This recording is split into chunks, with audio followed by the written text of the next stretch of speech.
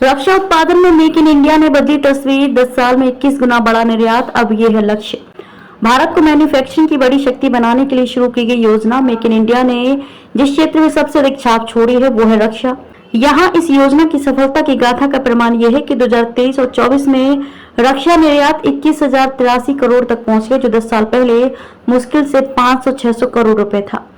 पिछले वित्तीय वर्ष के मुकाबले रक्षा निर्यात 32.5% अधिक है और 10 साल पहले मेक इन इंडिया अभियान की शुरुआत के पूर्व के स्तर से 21 गुना। अगर पूरे रक्षा उत्पादन की बात करें तो 2014 और 15 में 46,429 करोड़ से बढ़कर 10 साल में ये 1,27,264 करोड़ तक पहुंच चुका है और इस वित्तीय वर्ष की समाप्ति तक इसे 1,75,000 करोड़ तक पहुंचाने का लक्ष्य रखा गया है।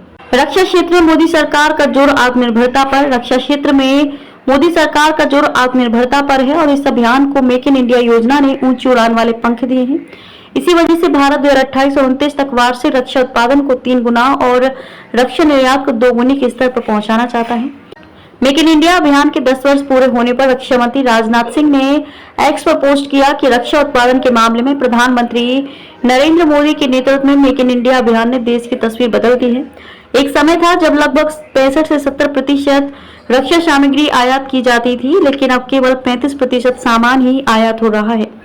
राजनाथ सिंह ने भरोसा जताया है कि 2029 तक रक्षा निर्यात 50,000 करोड़ को पार कर जाएगा। रक्षा क्षेत्र में मेक इन इंडिया की सफलता का सबसे अधिक आकर्षक पहलू यह है कि उन सार्वजनिक क्षेत्र के उद्यमों ने अपने प्रदर्शन से सबसे अधिक प्रभावित किया है, जिन्हें अक्षम और कामकाज में लचर ही समझा जाता था। रक्षा उत्पादन और निर्यात में अभूतपूर्व तीव्र वृद्धि। रक्षा उत्पादन और निर्यात में अभूतपूर्व तीव्र वृद्धि ने कई पीएसयू को बाजार में भी दमदार बना दिया है।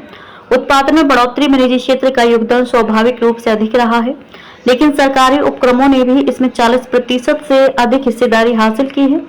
रक्षा निर्यात के लिए मंजूरियां भी तेजी से बढ़ रही हैं। 2022 और 23 में इनकी संख्या 1,414 थी, जो 2023 और 24 में 1,507 हो गई।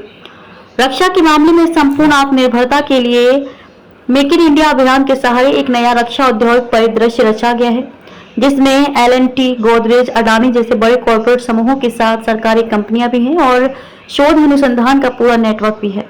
इसी के बल पर ब्रह्मोस बैलिस्टिक मिसाइल से लेकर फाइटर जेट तक और गोला बारूद से लेकर नाइट विजन डिवाइस तक सब कुछ भारत में बन रहा है और आयात पर निर्भरता हर साल घट रही है। रक्षा क्षेत्र में आत्मनिर्भरता और मेक इन इंडिया को बढ़ावा। अपनी सामरिक स्वायत्तता के लिए यह सबसे अधिक आवश्यक बात है।